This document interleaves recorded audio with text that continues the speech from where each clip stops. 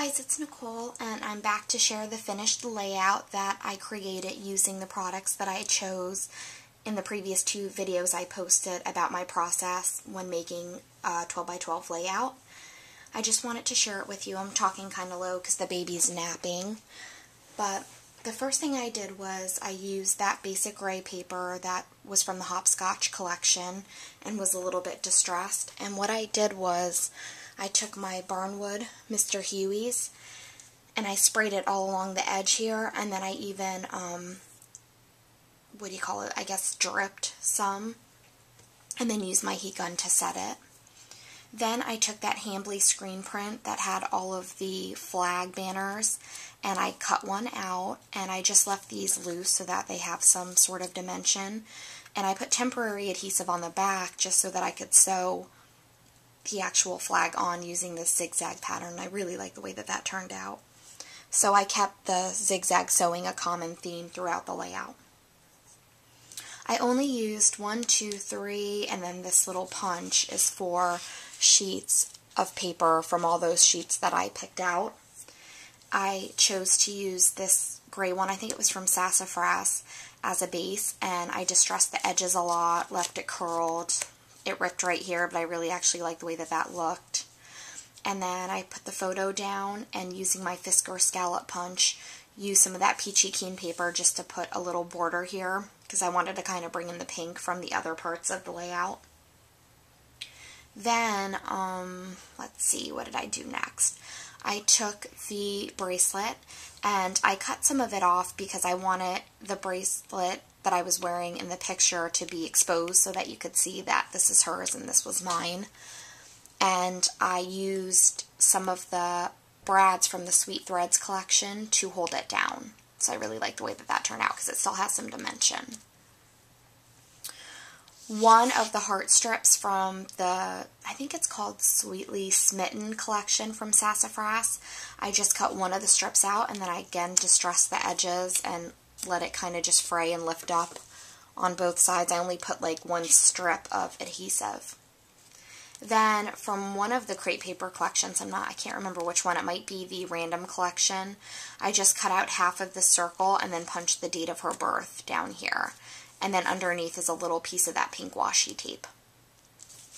Over here is the sentiment that I wanted to use from the Allie Edwards stamp, so I had an opportunity to use it here.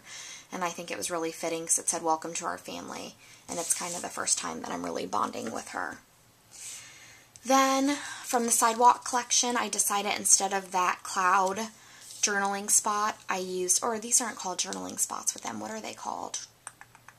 I don't remember what you call these from October Afternoon. But anyways, I just distressed the edges of this one and used some Colorbox chalk ink and charcoal. And then I did that same zigzag stitch kind of messy over here. And I left it lifted up. And then this is a tag from the Peachy Keen collection, but the tag part's underneath here where you would actually like put your string through. And I, again, just distressed it using a distressing tool. Add it from the Farmhouse collection, this little Bless Your Little Heart that I wanted to use. And then these buttons are from the Farmhouse collection, and I just sewed them on using some, floss. So I really like the way that that turned out. Then up here, I made just kind of a little, conglomeration of stuff. And I cut one of the hearts off from the end of the paper here, and I wanted to still use it. So I brought it up to this corner and just stapled it on using my tiny attacher. And then part of this scallop punch for my Fisker's border punch, I put right here. And these were also inked with charcoal Colorbox ink. Then I added another Farmhouse button adhered by floss. And I did that same zigzag stitching right here. This is a Martha Stewart heart punch that I punched out of paper from the Paper Heart collection from Crepe Paper.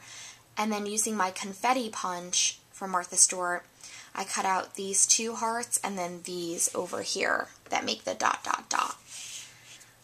Then for my title, I decided to use some Sassafras stickers that I forget what they're called, but Sherry and I got them at my local scrap store. And I wrote "When We," and then from her local scrap store last time I went to visit her, I got these kind of, I don't know what they're supposed to look like, canvasy or like khaki brown denim. And I didn't like the contrast of just putting this directly onto the white, so I added a piece of pink washi tape behind it. I don't know if you can see that. And I really like the way that that turned out because it kind of brings in the washi tape down here. So I wrote first and then met down the edge, and I'm a big fan. If you look at a lot of my layouts, I like to write my titles like around a photo. Then I use the 3 hearts as the ...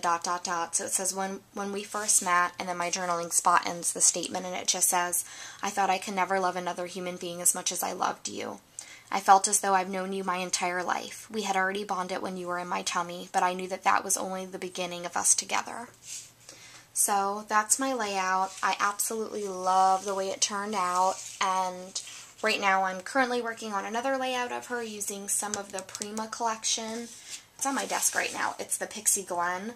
So it's kind of out of my element. I don't usually use a lot of Prima paper unless I'm altering something, but I just thought that that collection was fitting for a child. So I'll be posting that video soon. Maybe while the baby naps, I'll have an opportunity to do some scrapping.